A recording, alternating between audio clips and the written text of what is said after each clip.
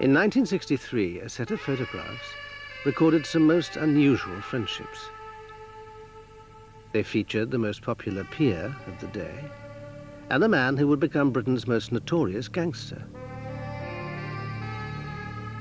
There was a third man, also a gangster, and the lover of a senior Labour MP. And a fourth man, a cat burglar and lover of the peer.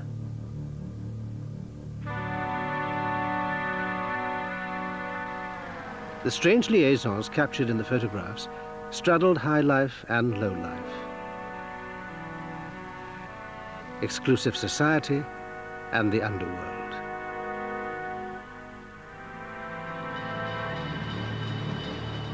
Rumours about these connections reached Fleet Street, and in the summer of 1964, a Sunday newspaper ran a sensational story. The stage seemed set for scandal. But the political establishment rallied round the peer. With the help of some influential friends, he denied the story and the newspaper was forced to withdraw. The peer collected a huge sum in damages. The gangster embarked on 4 years of criminal mayhem. Tonight, Secret History tells the remarkable story of the scandal which got away, and of the love that in 1964 dared not speak its name.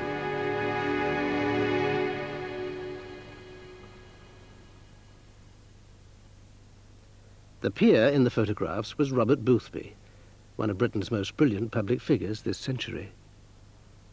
In 1924, when he was just 24, Bob Boothby was elected to Parliament. He was the up-and-coming Conservative MP of his day. As a young parliamentarian, Bob Boothby had it at his feet. Attractive, good speaker, naturally talented. And at that point, it looked as though nothing really was beyond his grasp. Boothby rose quickly. In 1926, he became Parliamentary Private Secretary to Winston Churchill, then Chancellor of the Exchequer. Many people thought he was destined to be Prime Minister. He was very good on economics. He was a Keynesian. He followed Keynes. He seemed to be destined for higher things. But he did have one or two flaws. One of Boothby's flaws was an overwhelming desire to embroider the facts. Bob found it very, very difficult to tell the truth. And very, very often with them, it wasn't just because he wanted to hide some inconvenient fact. And there were all sorts of, types of lie, which, one's known for years and just accept, and some were rather endearing. He had a great gift of exaggeration. He went to see Hitler in Germany and got an audience, whatever they called it, with Hitler. And he told the story that when he went into Hitler's presence... As I got up to him, I was pretty frightened, because I knew he's a fairly formidable character. He rose to his feet, clicked his feet together and said, "Hitler!" And I, for once, rose to the occasion, and I clicked my feet, and I put my hand up and said, "Boothby!" Quite untrue. Not a word of truth in it. Despite the tall story, Boothby saw through Hitler earlier than most, and was an outspoken critic of appeasement. But his political far-sightedness was dimmed by recklessness. He was an habitué of the casinos and constantly ran short of funds. A problem over money would lead to political disaster.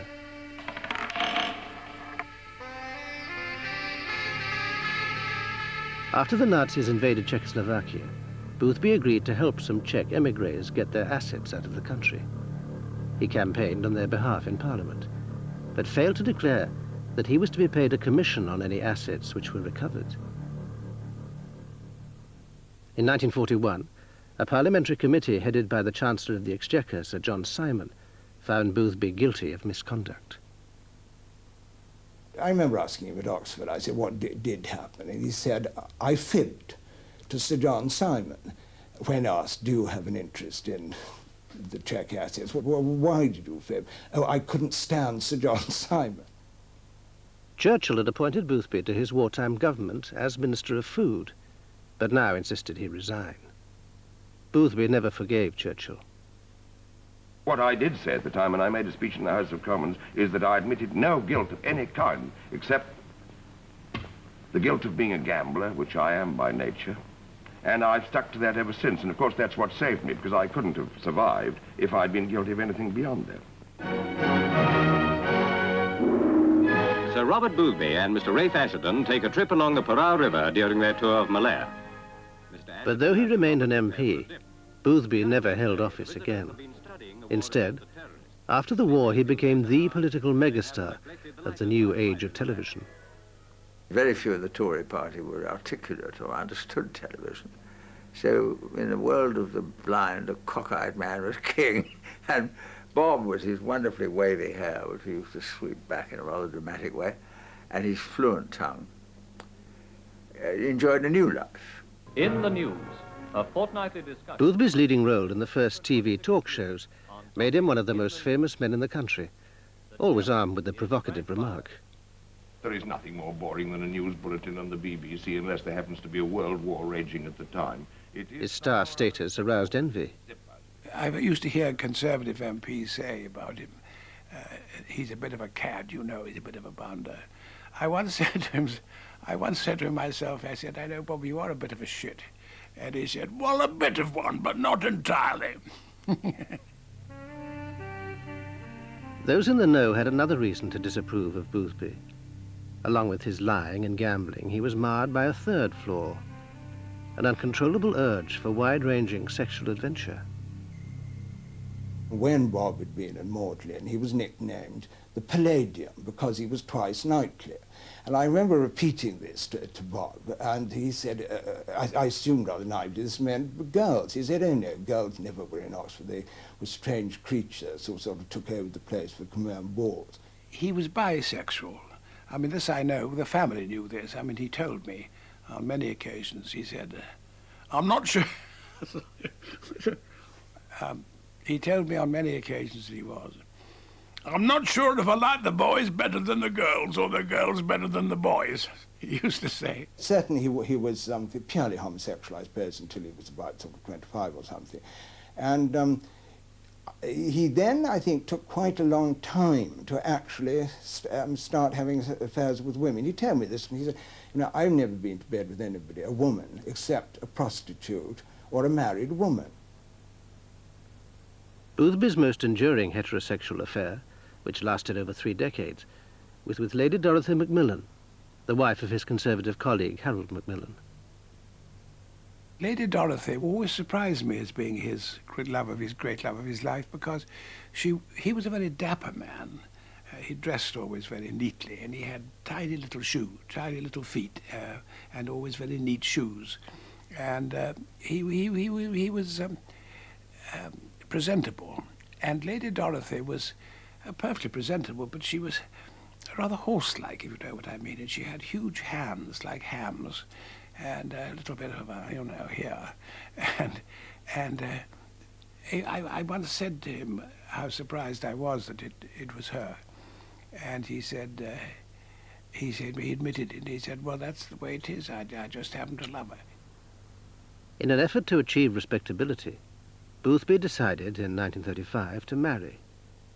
The woman he chose was Dorothy Macmillan's cousin, Diana Cavendish.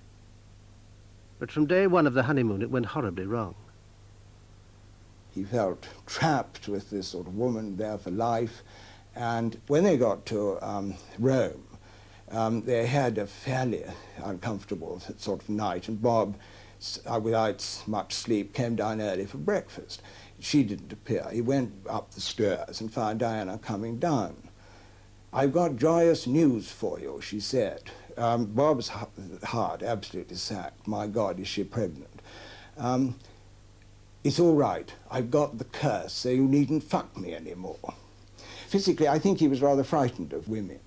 Emotionally, I think that men did matter very much more to him.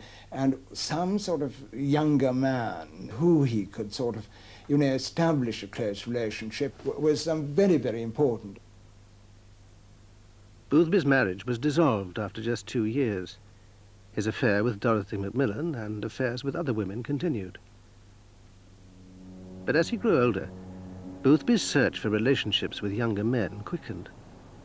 One was with George Carruth, whom Boothby first met on a holiday in the Caribbean.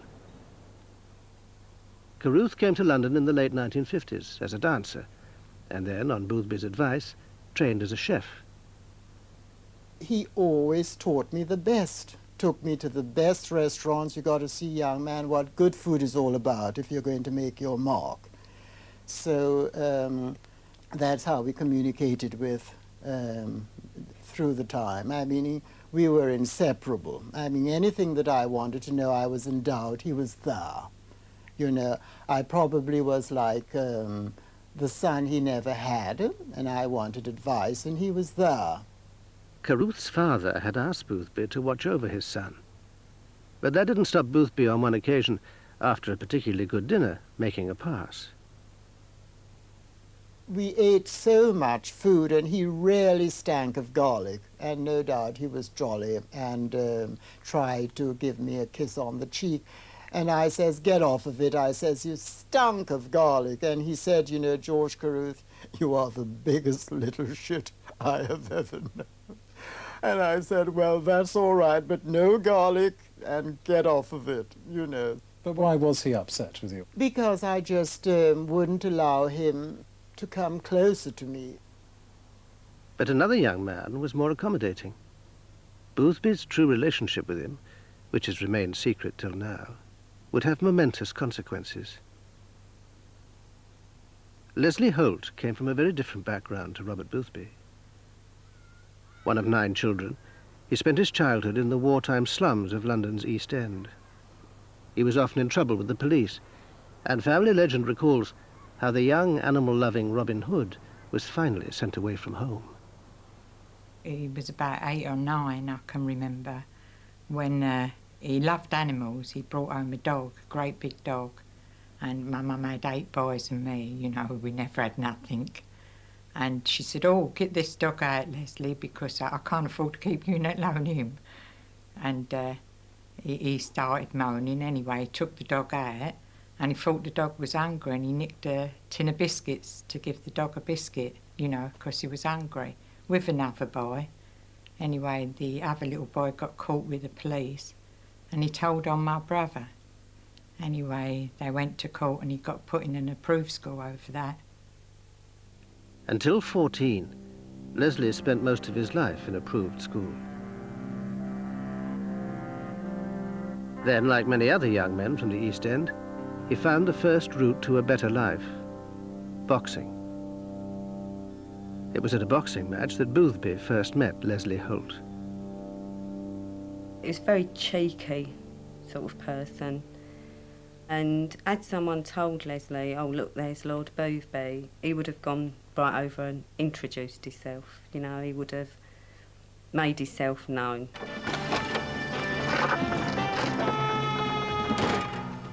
For a man like Boothby, always in search of adventure, Leslie Holt was a dashing figure.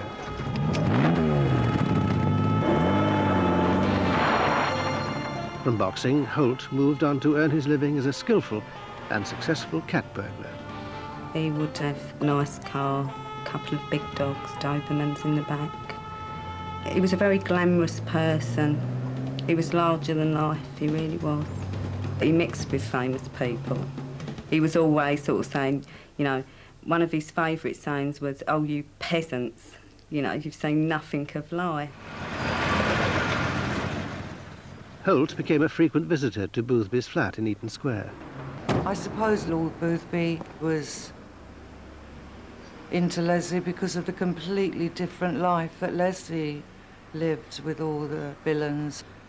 And I think Boothby was probably fascinated by all that. Boothby had much to give Leslie in return. He showed him a completely different world.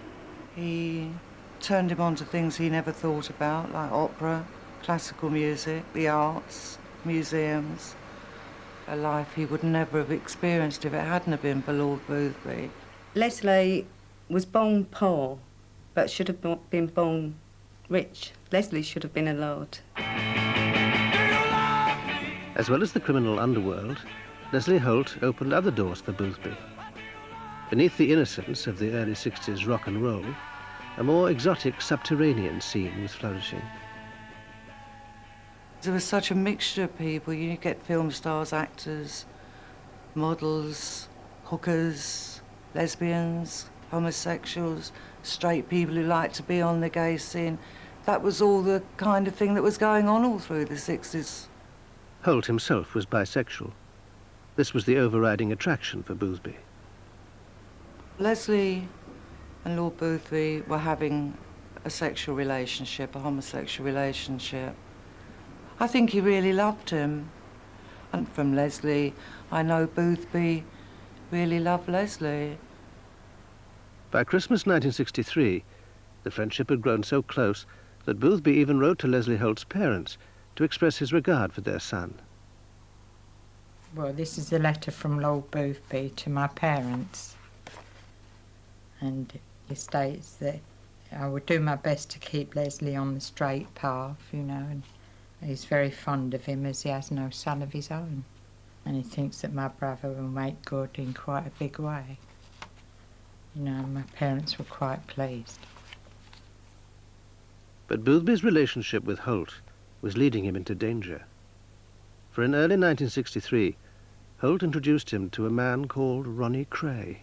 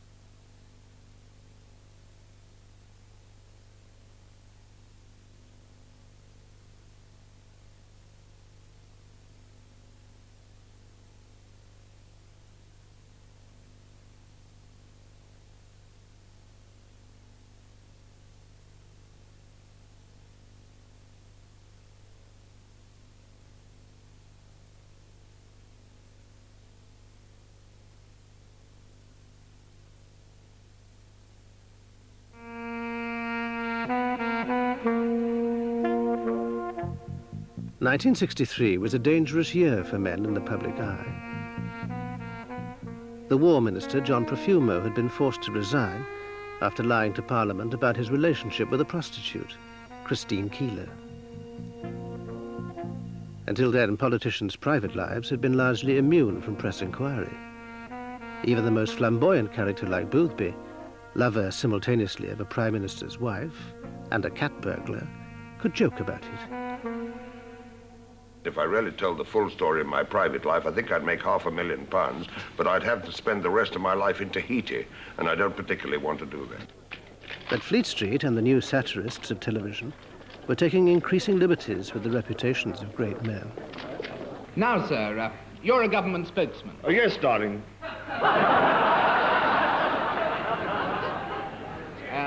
I imagine you're downcast. No, I'm Perkins. No, but you must be pretty upset. Pretty, yes. Upset, no. That was the year that was. Time for Tories to take stock. We had two sorts of fever. We had Fleet Street fever, which believed that, in a sense, if one mouse had gone down the hole, other mice would go down the hole. So they were full of ideas about possible scandal in the government. And then we had, in a sense, ministerial fever, which was the belief that everybody was vulnerable. And so we had a high state of excitement. The next year, the Tories were hit by another scandal which threatened to rival Profumo. On the 12th of July, 1964, the Sunday Mirror printed a story about a homosexual relationship between a prominent Conservative peer and a leading London thug. Though the Mirror didn't name them, the peer was Lord Boothby, the thug, Ronnie Kray. The next day, some photographs showing the two men together were delivered to the Mirror. The pictures landed on my desk and we were delighted. This was it. Bang, we've got him. Normally you would have said, well, there's nothing particularly incriminating in these pictures, except that you're looking at a notorious criminal, a well-known homosexual, a very dangerous, sordid kind of character, and next to him, a peer of the realm, pillar of the Conservative Party, Churchill's associate, Lord Boothby. A public darling, of course. He'd been the uncle of the nation through television. Everybody loved Boothby, but he really looked a fish out of water sitting there next to Ronnie Kray, that's for sure. And we thought everybody would draw the right conclusions. But only 4 weeks later, the Mirror retracted its story and never published the photographs. The full set of photographs, seen now for the first time, are the key to understanding why the entire political establishment wanted the peer and the gangster story covered up.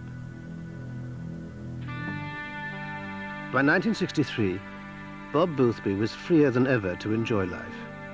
He'd been made a peer by Harold Macmillan, the husband of his lover. He was rector of St Andrews University, a star of television, judge at beauty contests, a national celebrity and doyen of society, both high and low.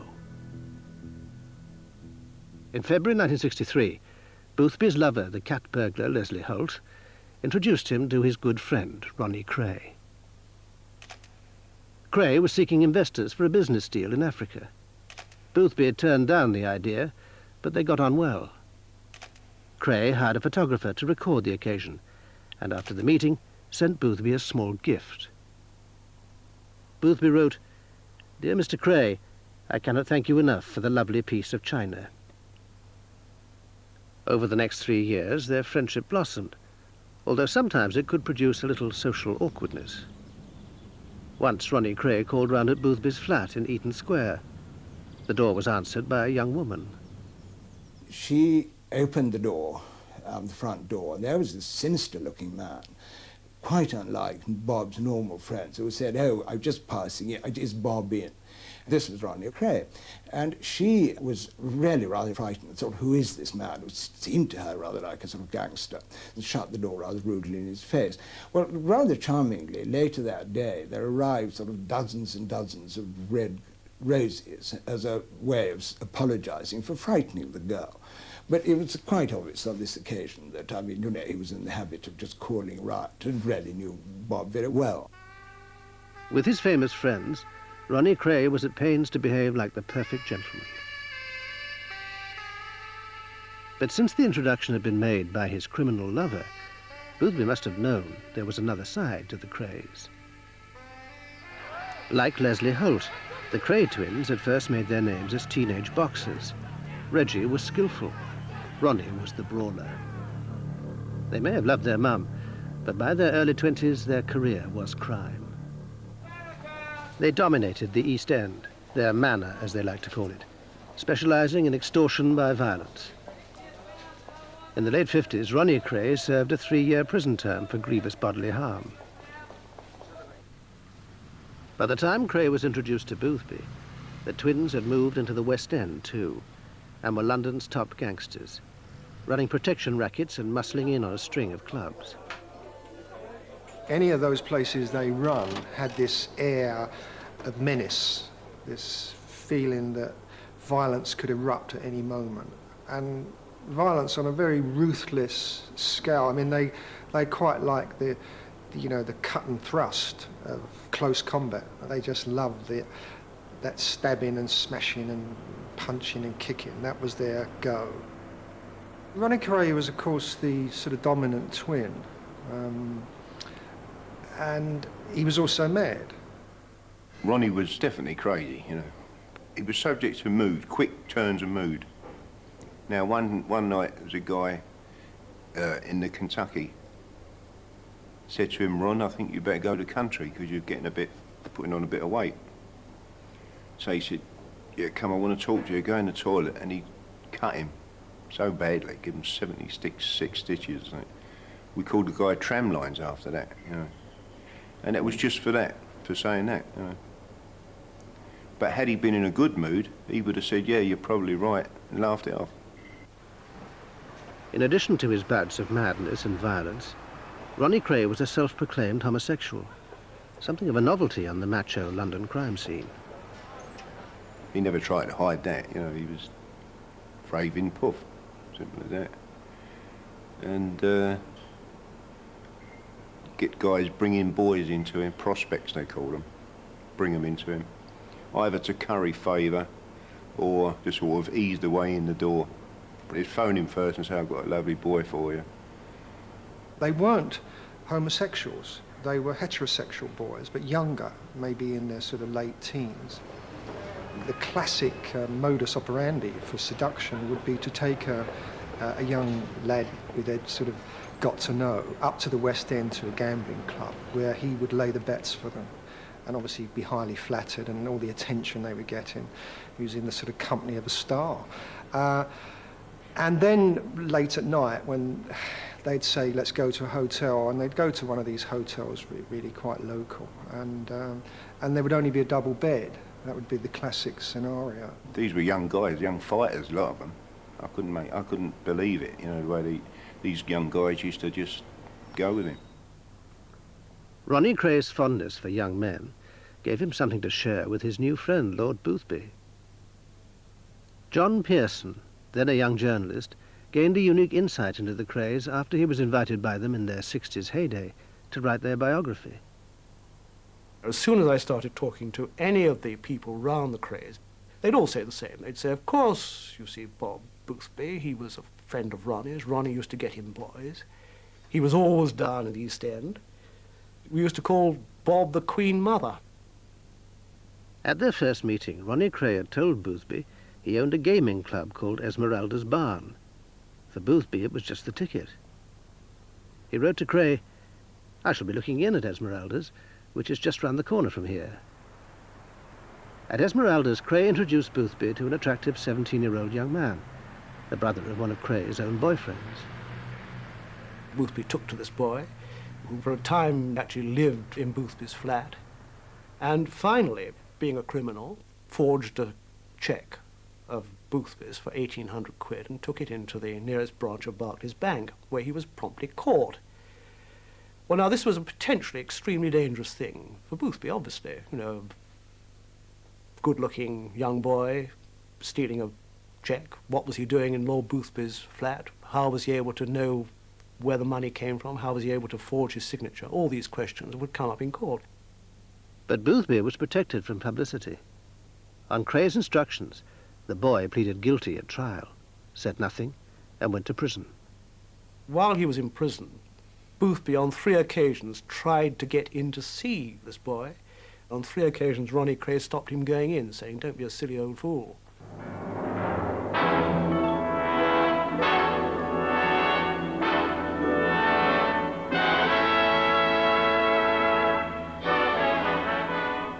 Boothby was playing a risky double game. In June 1964, the star of television received television's most popular accolade. His respectable friends flocked to acclaim him. Ronnie Kray was not invited onto the programme, nor for that matter were Leslie Holt or Lady Dorothy Macmillan. At the very time he was being feted on This Is Your Life, Boothby's friendship with Kray was attracting the attention of Scotland Yard's intelligence section, C11. They believed that the Boothby-Kray relationship itself was homosexual, still a criminal offence. But without the evidence to press any charges, leaked the story to the Sunday Mirror's crime correspondent, Norman Lucas. I was told that there was no doubt that this relationship existed, but they had no means of proving it. The Mirror's editor, Reg Payne, decided, after taking legal advice, to run the story, but not name Boothby or Kray. He phoned the Mirror's chairman, Cecil King, with news of the exciting scoop. Reg came back absolutely beaming. He said, old Cecil's got a dinner party on. He said, he's delighted. He said, this is going to give him a bomb to drop upon his dinner guests. King was very ambitious to get on the right side of Harold Wilson. This was in 1964, shortly before Wilson was going to win the election. And I think he saw this as a wonderful opportunity, something he could actually give the Labour Party. Another Profumo scandal, another, a really big case on a big celebrity, which would do the Tory party damage at the election. The story sent shockwaves through the government. Cabinet papers released 30 years later record a series of top-level meetings held by the Home Secretary, Henry Brooke, at the House of Commons. Brooke told his colleagues that Cecil King was reported as saying the Sunday Mirror's story was the beginning of a scandal which would wreck the Tory party. But King's plan was about to misfire. It was not the government which had most to lose from the peer and the gangster story, but the Labour Party King was so desperately trying to help. What has never been revealed, and what the Mirror never realised, is that some of the photographs showed a fourth man, Teddy Smith, or Mad Teddy as he was known. Teddy Smith was very close to the twins. He was part of their senior management team that met every day in Valence Road and conducted their business meetings. And he was very in with them, there's no question about that. He was quite mad. He was a quite intelligent guy. He could speak a few languages. He was quite well read. And it could hold very deep conversations. But he was a man that used to go into violent fits.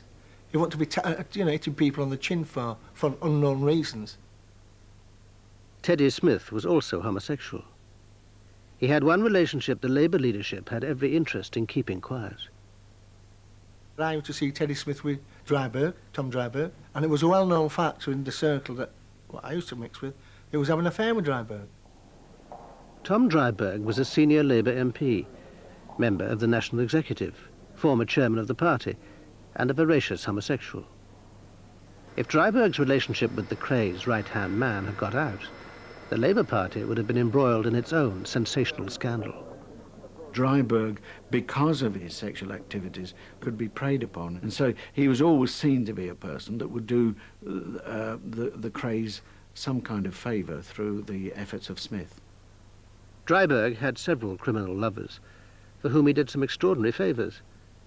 One was a partner in crime and friend of 1960s robber Norman Parker. My friend got Dryburgh to tell him about an antique dealer friend of Dryburgh's with a view to us going and robbing him. And that is in fact what we did. I mean, Dryburgh told us where he lived, what time he'd be in, we could catch him in, what sort of antiques that were there. We went along on the evening in question, we forced our way in, we tied the chap up. We robbed the place for about £20,000 worth of antiques and came away with them.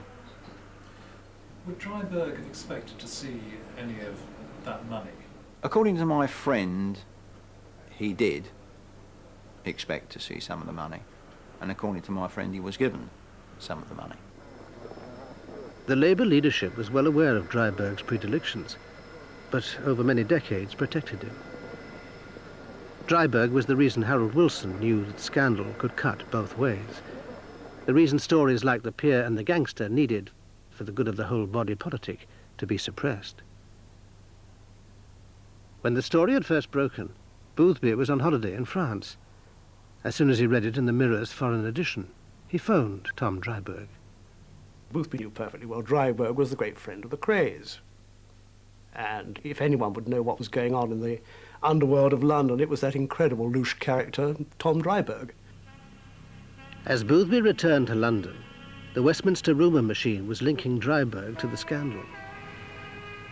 Cabinet papers showed that two Tory MPs reported that Boothby and Dryburgh had been seen together importuning young men at dog racing tracks. With Dryburgh's name being dragged in, the top legal guns of the Labour Party were wheeled out to help Boothby. Boothby was put in touch with Arnold Goodman, Harold Wilson's solicitor and confidant. Goodman brought in Gerald Gardner, Labour's future Lord Chancellor. Gardner advised Boothby not to go to court. Instead, in a letter to the Times, drafted by Goodman, Boothby boldly declared that he was the peer the Mirror was targeting, but that the story was a tissue of atrocious lies. He denied he was a homosexual and stated that he had met Ronnie Kray on only 3 occasions at his flat to discuss a business proposition. He'd been accused of being homosexual, and he wrote that letter to the Times to say that he wasn't and never had been, which was quite untrue, because homosexuality at that time was illegal. And if it had come about that it really had, and it could be proved, he'd committed a criminal offence. He was getting out of a hole. And if he could get out of a hole by lying, he'd get out of a hole by lying. Boothby's lies also got Tom Dryburgh and the Labour Party out of any possible hole. In the face of Boothby's counter-attack, planned by influential figures so close to Labour's leader, the Mirror caved in. Cecil King agreed to pay Boothby £40,000, equivalent to $500,000 today. Cecil King took the decision to settle out of court. He wouldn't fight it. Every single last person on the Mirror, except Cecil King, wanted to fight that case. We had the story, we had the pictures, we had the evidence, we had everything. But Cecil King wouldn't do it. And the whole building, why? Why are we not fighting it? Why are we not going to court? The great and the good engineered the niftiest, swiftest cover-up, which netted Lord Boothby £40,000, an official apology grovellingly printed on the front of the Sunday Mirror for something which was pretty well the truth. 4 years later, Boothby himself gave John Pearson an extraordinary explanation of who had really been pulling the strings of the rescue operation.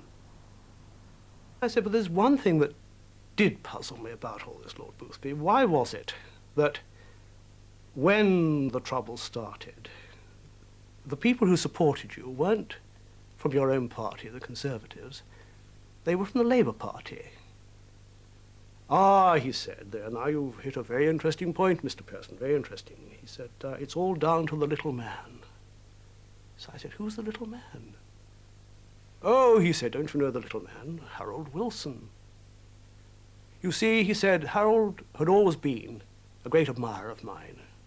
And he said that was the real reason. He said it was Harold Wilson didn't want this slur over me.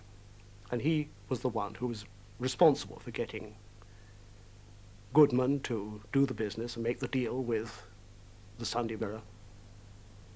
The peer had won a famous victory. It would have disastrous consequences for the police attempt to nail the gangster.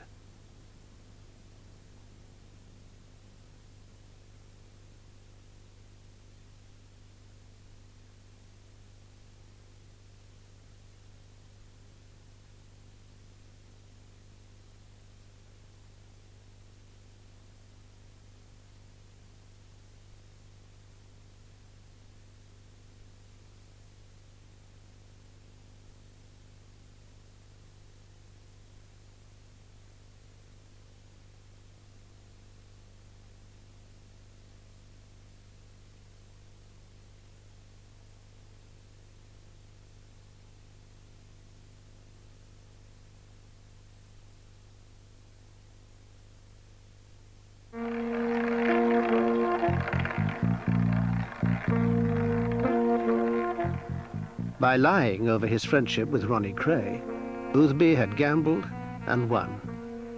But it was a gamble too far, for the cover-up which protected him would protect the Krays too. The first victims of the cover-up were the policemen investigating the Krays. After the Mirror story was published, the Metropolitan Police Chief, Sir Joseph Simpson, furious at the leak, issued a statement denying it. It was a devastating blow to his officers. The Kray investigation carried on, but with no support from the top. I was called to the yard to see the then commander of the CID, Commander Millen, and he was very disparaging about the success of the squad, said that he thought, without any question, that it should be wound down. Up against time pressure, Reed's team arrested the Krays and Teddy Smith on protection racket charges after Smith had smashed up a West End club the Krays were trying to muscle in on.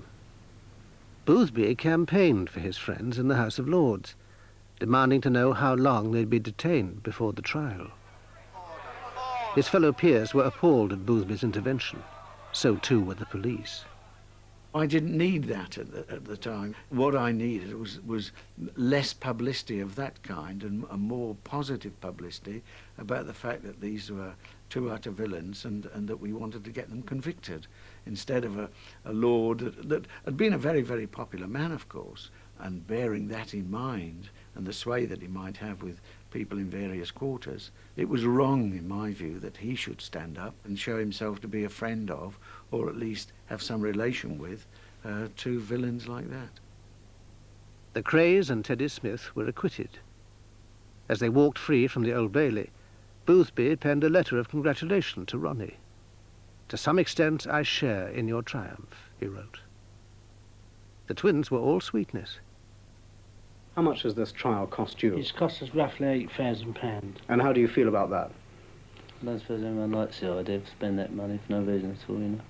Does it leave you broke, or how does it leave you? It doesn't leave us broke, but at the same time it's a lot of money to have to pay out when one is innocent, you know. What are you going to do now that it's all over? Well, I'd like to go abroad for a short while, and then I'd like to be left alone. Well, of course, they went back to the East End like heroes. I mean, people were lining the streets, they were decorated, there were street parties, that kind of thing. It was an incredible situation. And what they were saying to their followers and to the public, well, this is us. We told you that we could walk on water. We told you that the police were impotent to prosecute us. We told you that we'd got good, powerful, influential friends like Boothby and like Dryburgh, and that they would support us.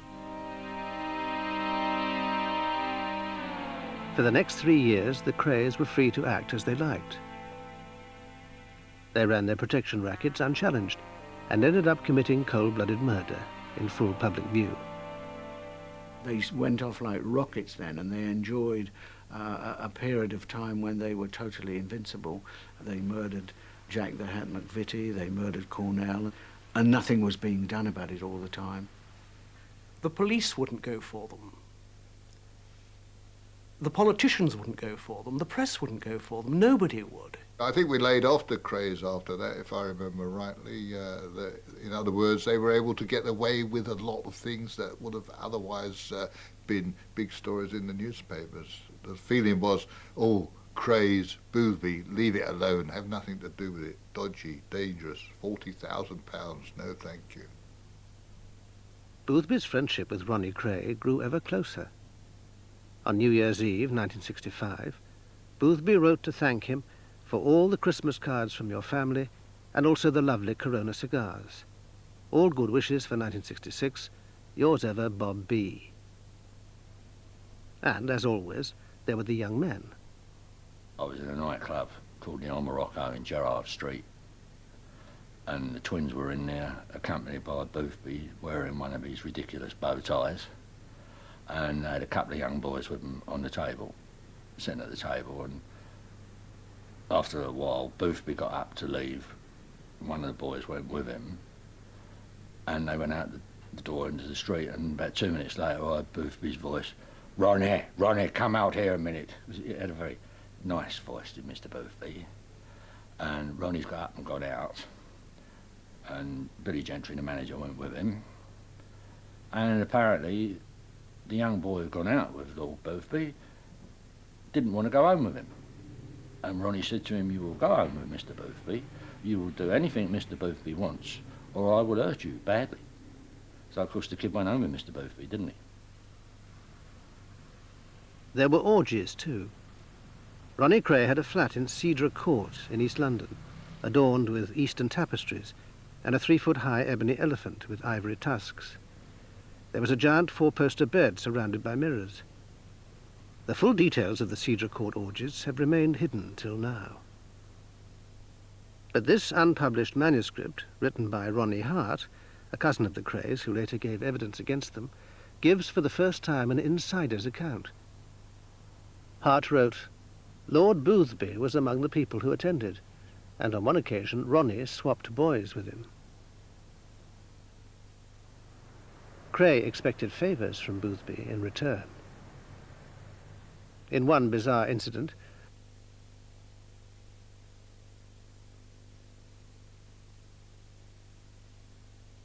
this is my father, who is a very conventional naval officer, retired naval officer then. Why? Who wants to speak to him? Oh, Ronnie Kray wants to speak to him. Why?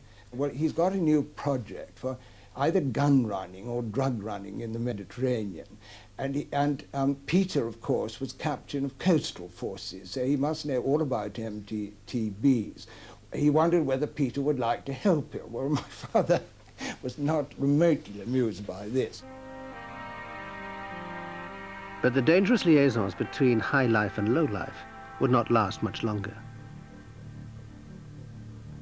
As the Krays sank into the increasing violence which would end in murder, Boothby began to distance himself. He told his lover, Leslie Holt, that if he didn't stop burgling, it would be the end of their friendship. He wanted him to give it up. He really did want him to give it up. He said he had no need for it, but he wouldn't. He just enjoyed it. And now that introduction which Holt had made backfired on him. I think Leslie sort of knew he'd blown it with Lord Boothby, really, and I think he deeply regretted that. He sort of hinted that it was a mistake, you know, that some things you shouldn't do. The introduction to the Krays was a mistake. Yes. For Lord Boothby and 1,000 well-wishers outside Caxton Hall, it was the wedding of the year. The day he married... In 1967, Boothby, still a household name, married for a second time.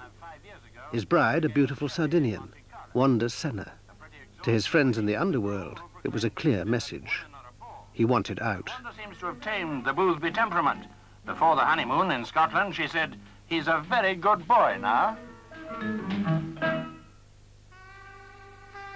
The unlikely friendships which had once seemed so promising were disintegrating. But the story wasn't over. There would be very different outcomes to the lives of the men in the photographs. A few years later, Leslie Holt met a Harley Street doctor called Gordon Kells, for whom his friend Ricky Greeley was then working as a secretary. Kells soon took to Holt. He fancied Leslie. I mean, he told me he fancied Leslie. I mean, every time Leslie used to come to the surgery, he'd say, "Don't forget to get your black stockings, I've got mine ready, and I've got my leather skirt." All that kind of banter went on between them. But there was another side to their relationship. The doctor was procuring clients for Leslie to steal from. And Leslie would rob them, and the doctor and him would share the proceeds. It was a very sort of lucrative setup they had.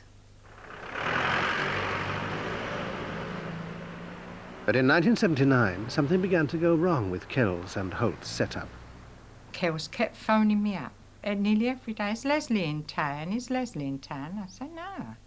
Anyway, when he phoned up one day, he said, "Is Leslie about?" I said, "Yes." He said, "Tell him not to come round. The place is surrounded with police." At this time, Leslie Holt was being troubled by a verruca on his foot. Kells operated to remove it. He gave Holt a massive overdose of anaesthetic. Holt was rushed into hospital. At the hospital, in the waiting room, this doctor came into the room and he said, "I'm very sorry, your brother died. Pneumonia went across him and it couldn't save him." And he said, "Would you like to stay here because you've been all on your own?" I said, "No, I've got to go home to my dad and tell him what's happened." Kells was tried for unlawful killing, but despite the overwhelming medical evidence, was acquitted. No evidence about his real relationship with Holt and any possible motive for wanting rid of him was put before the jury.